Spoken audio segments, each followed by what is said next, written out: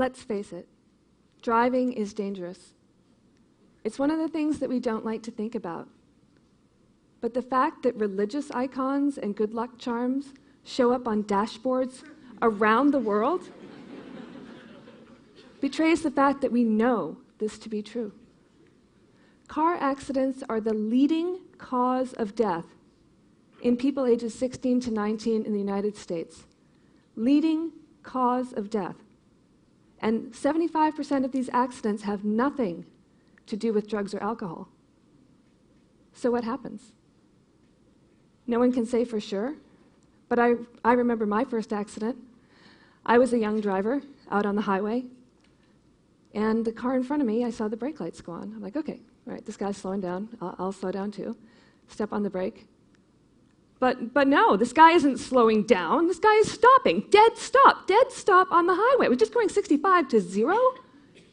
I slammed on the brakes. I felt the ABS kick in, and the car is still going, and it's not going to stop. And I know it's not going to stop. And the airbag deploys, the car is totaled. And I fortunately, no one was hurt. But I had no idea that car was stopping.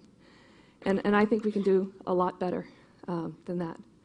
I think we can transform the driving experience by letting our cars talk to each other. I just want you to think a little bit about what the experience of driving is like now. Get into your car, close the door. You're in a glass bubble. You can't really directly sense the world around you. You're in this extended body.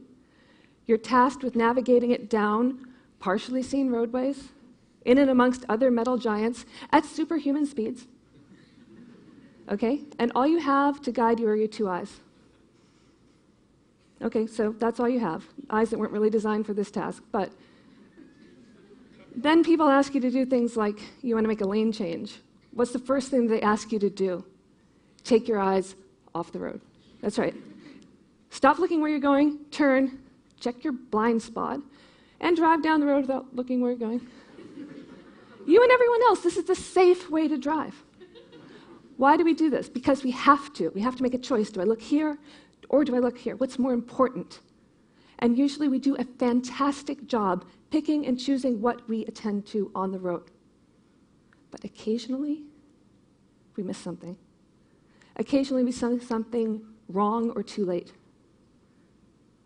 In countless accidents, the driver says, I didn't see it coming. You know, and I believe that. I believe that. We can only watch so much. But the technology exists now that can help us improve that.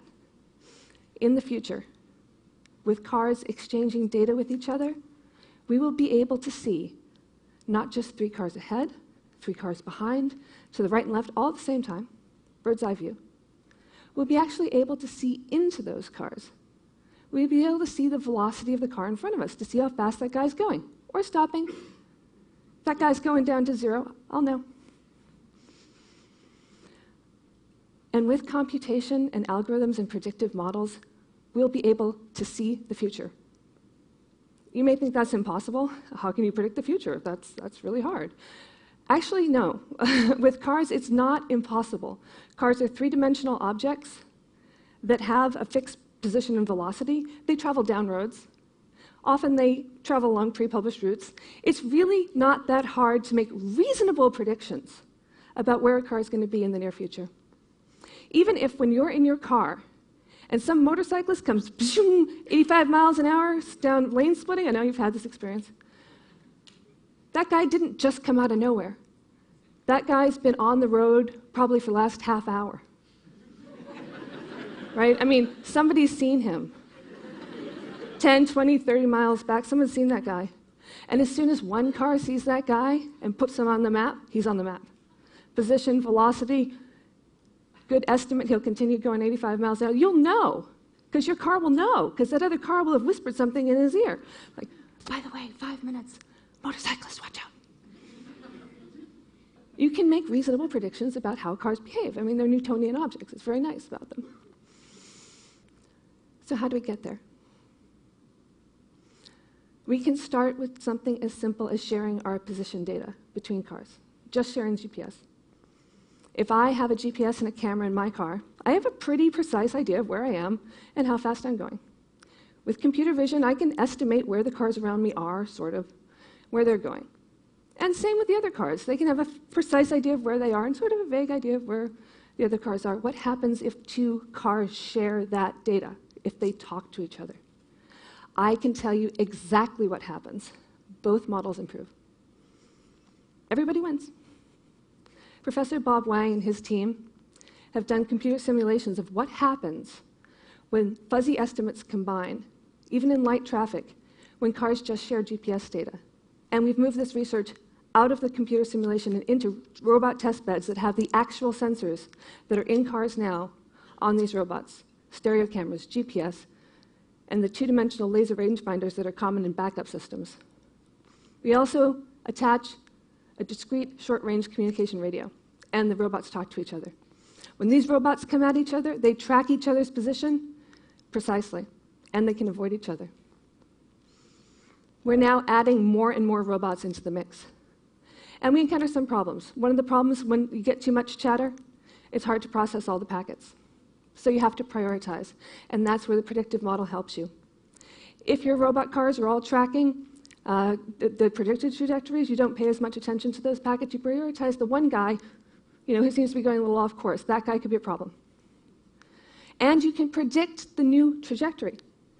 So you don't even know that he's going off course, you know how. And you know which drivers you need to alert to get out of the way.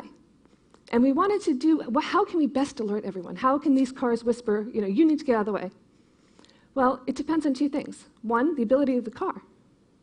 And second, the ability of the driver. If one guy has a really great car, but they're on their phone or doing something, they're not probably in the best position to react in an emergency. So we started a separate line of research doing driver state modeling. And now using a series of 3 cameras, we can detect if a driver is looking forward, looking away, looking down, on the phone, or having a cup of coffee. We can predict the accident, and we can predict which cars are in the best position to move out of the way, to calculate the safest route for everyone. Fundamentally, these technologies exist today. I think the biggest problem that we face is our own willingness to share our data. I think it's a very disconcerting notion, this idea that our cars will be watching us, talking about us to other cars, that we'll be going down the road in a sea of gossip. But I believe it can be done in a way that protects our privacy. Just like right now, when I look at your car from the outside, I don't really know about you. If I look at your license plate number, I don't really know who you are. I believe our cars can talk about us behind our backs. And I think it's going to be a great thing. I want you to consider for a moment if you really don't want the distracted teenager behind you to know that you're braking, that you're coming to a dead stop. By sharing our data willingly, we can do what's best for everyone. So let your car gossip about you. It's going to make the roads a lot safer. Thank you.